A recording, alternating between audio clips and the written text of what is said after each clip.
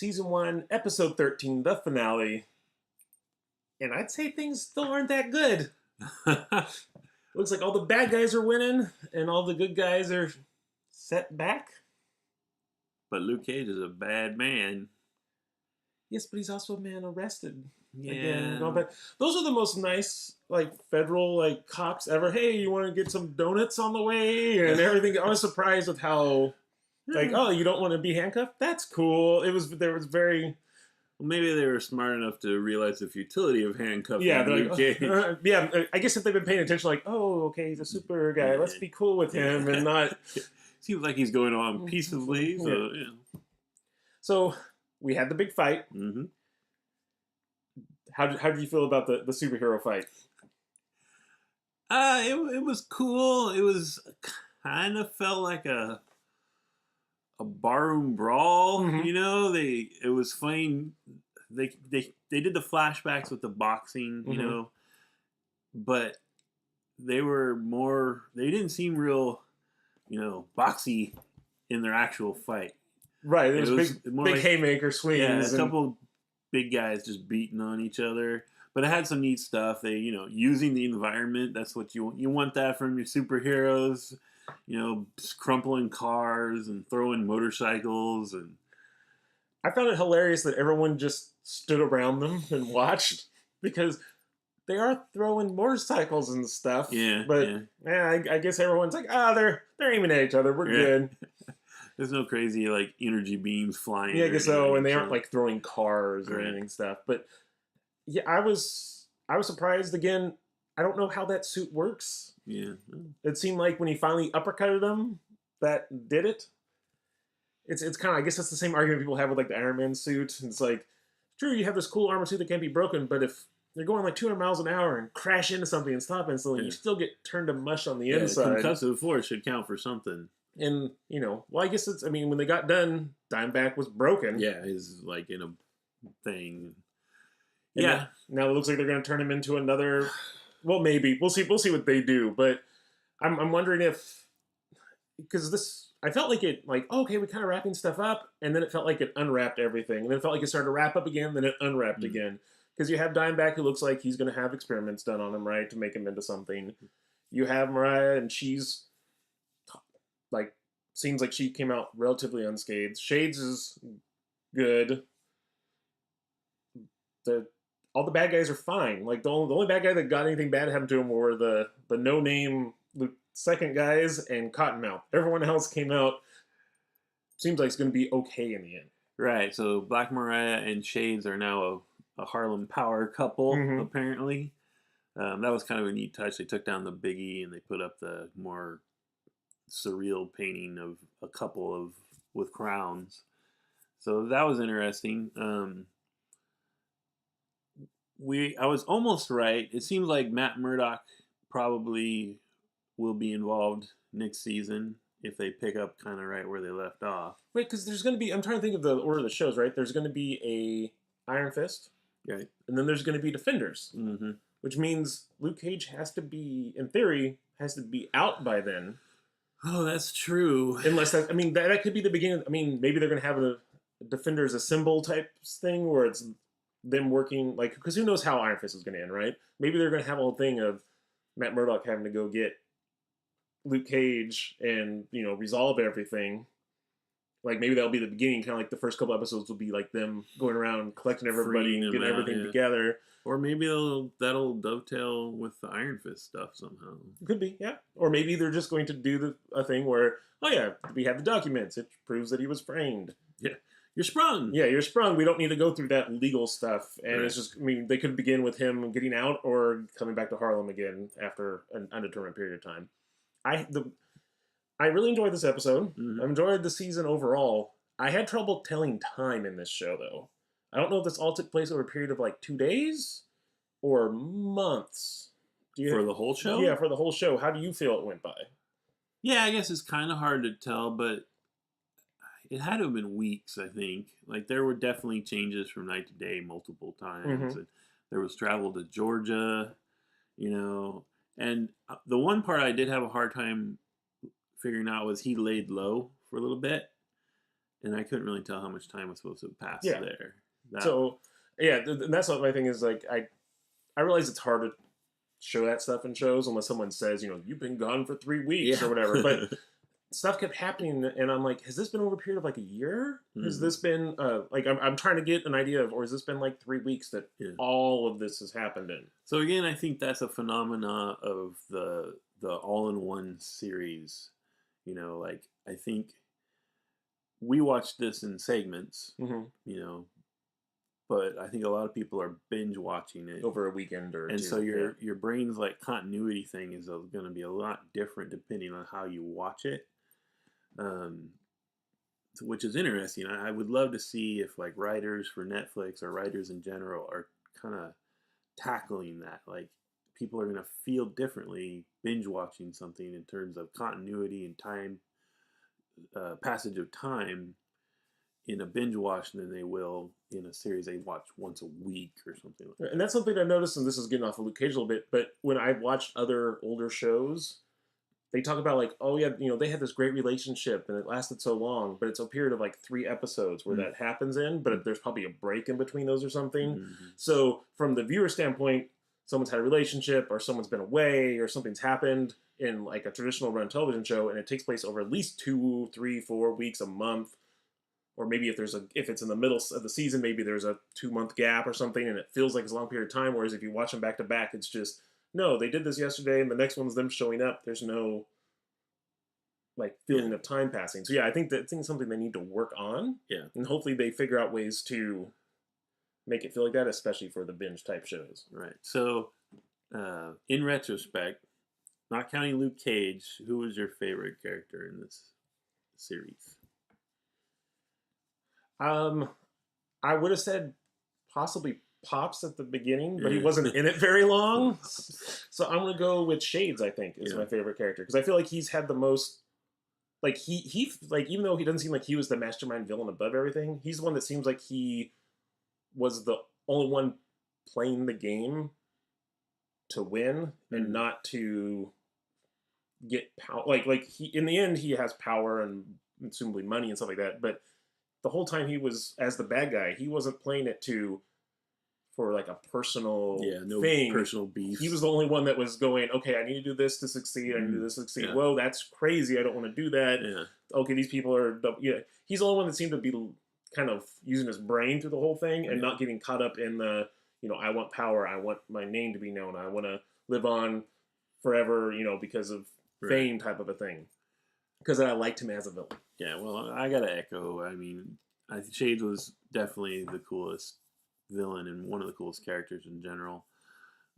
He was like the smart bad guy, which is nice. He was the most Kingpin-like, I think, really. Mm-hmm. I think he understood. He was more of understood the big picture criminal than everybody else. Everyone else was like emotion. Like Mariah, maybe not as much, but she had all those problems that he didn't have. Well, and she had a lot of emotion of trying to. Her whole thing was trying to have legitimate power as opposed to illegitimate power, I guess was her whole thing. And she was always fighting for name and political power and that. And she was so focused on that, sometimes she lost track of other things. I really liked the Misty Knight character, though. I thought she was good. Yes. I doubt they will do. I don't know. I might be wrong, but I don't think they'd do a series just of Misty Knight. That would be awesome, though. I think because I'm pretty sure she ends up being a private investigator. And I honestly, at the end of this episode, and I think another episode too, was expecting her to resign, put her badge down. Yeah, I'm out. I almost felt that when she was saying like the system's broken and everything. I still feel like that could be a thing, and she might be a running through character through the other shows.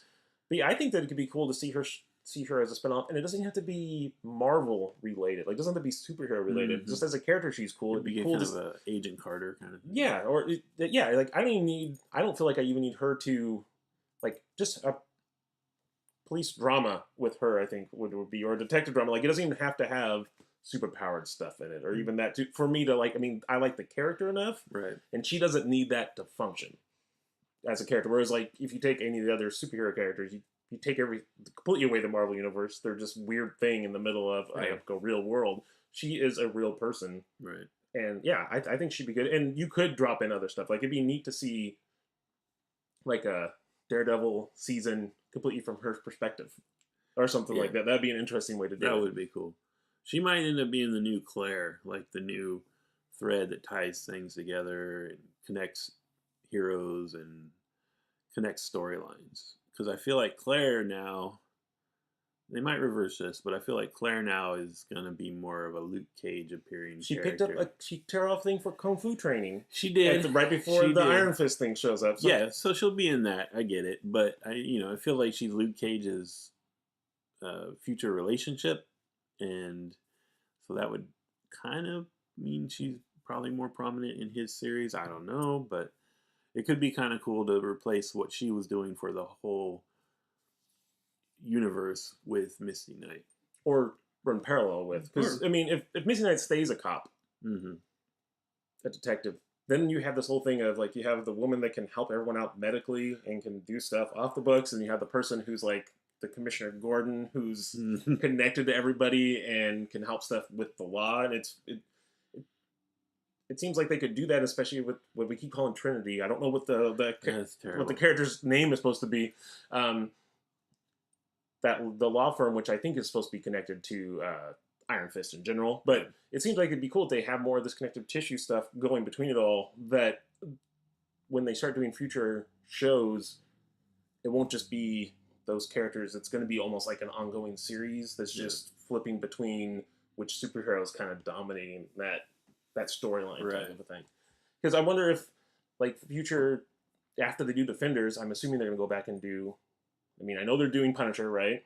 He's kind of his own thing. I don't really see him ever being a team guy just because the way he operates. No, he can intersect with other people, but yeah, no, not a team guy. But everyone else, I feel like, can do their own thing, be connected. All the ancillary characters can work with them, and I'd really like to see like even like a Jessica Jones, because to me Jessica Jones is the least like superhero. I mean, that's hard to say because there's a guy that can mind control and she has super strength, but it seemed like it was the most, like personal issue type show. Yeah, well, yeah, she was more of an anti-hero. So, and the fact that she is a private detective, I could see her and Misty Knight, syncing up a lot. That'd be cool. I'd be down for that. Obviously, Daredevil continuously gets beat up and needs Claire to fix him because he's clumsy? No, he's not clumsy. But yeah, so I really hope that they grow and keep filling in these other characters because I like Claire. I like Misty. Yeah. I'm hoping that they become more prominent. Yeah. And they were in this. In Luke Cage, there was a lot more of both of them in it than there has been in, like, Claire was in the other shows. Yeah. And I think they were totally foreshadowing Luke Cage's private detective, hero for hire business being set up in the barber shop, with all that. It's whatever, people will be talking about what happened here for, blah, blah, blah. So I totally think that's a thing for next season, or maybe even Iron Fist or Defenders. That's going to end up being his office or something. And I'm hoping Bobby Fish comes back because he's hilarious. And the other one that ties through all the shows that's bound to be back too is Turk. Yes. Turk is a funny guy. And he's always involved with bad stuff and then gets shut down somehow. And he always manages to more or less walk away in the end, which is kind of funny. Now we're coming up on Iron Fist. And after that's Defenders. Right. And Defenders is going to have Sigourney Weaver, right, as the villain.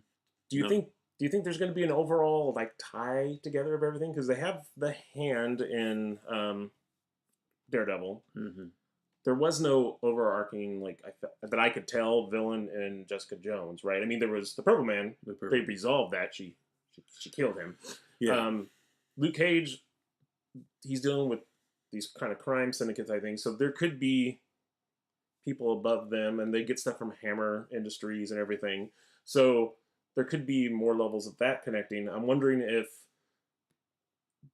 the Defender show is going to be them fighting the Hand, or if it's going to be them fighting like some big group of people that are like all these organizations put together. Like if it's going to be like grouping up to get rid of them, a Legion of Doom type group, or do you think it's going to be I mean, it's hard to tell right now, but or do you think it's going to be them fighting one organization that we've already seen, or something altogether new? I would expect, don't know, but I would expect Hammer would be your main opposition in the Defenders one, because of, if they're, we're essentially talking about Iron Man tech, right? Mm-hmm. So they're probably the only ones who could take on a team of heroes or a group of heroes. I expect to see the Hand, but I expect that in Iron Fist first season. So, and I don't see the Hand and a mega evil corporation having a lot of synergy. I don't know. Okay. Maybe, I don't know. But they're more mystical and Illuminati level nefariousness. Okay. All right. So let's rate this whole season on our standard, pass, like it, love it, must buy. That's how we rate things. Where does this fall in our 1 through 4 scale?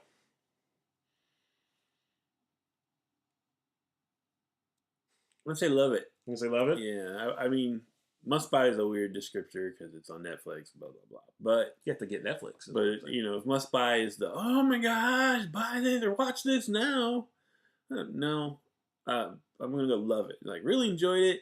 Would recommend it to everybody.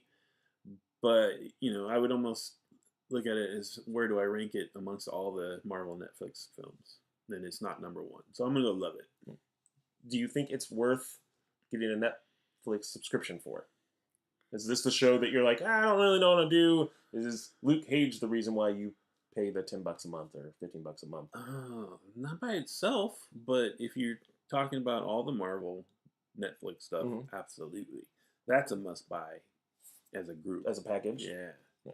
So, yeah, I think I'm going to go with Love It too. I like this, and I mean, we're just coming off of the show, so I'm really loving it. But I don't know where I'd place it right now. Right now, because we just came off of it, and it had a really interesting ending to me, and it's kind of like the first one that's kind of, I felt more open-ended, and I can see the future coming of it. So I'm really kind of high on it right now. So I would right now, I think I rate it at the top, but I don't know how how everything's gonna settle in a month from now when I'm still been thinking about it and mulling stuff over. So I'm gonna go with 11 also. Cool. I think we were into it. Yes. Oh yeah, definitely worth it. I think it is worth getting a Netflix subscription. If you somehow watched our 13 episode reviews and have not watched Luke Cage, what are you doing? But I definitely think that, because if you're talking about just like a 1 month subscription, I definitely think that this alone would be worth it. I mean, it's yeah. If you're talking about a temporary one-off kind of thing, because I mean, you're talking about it's worth the $9.95 or whatever. 12 hours of Luke Cage Awesome. There was one episode that I didn't like, so I think that if you look at it as for normal television series, I think one episode that to me was kind of a meh episode. Yeah.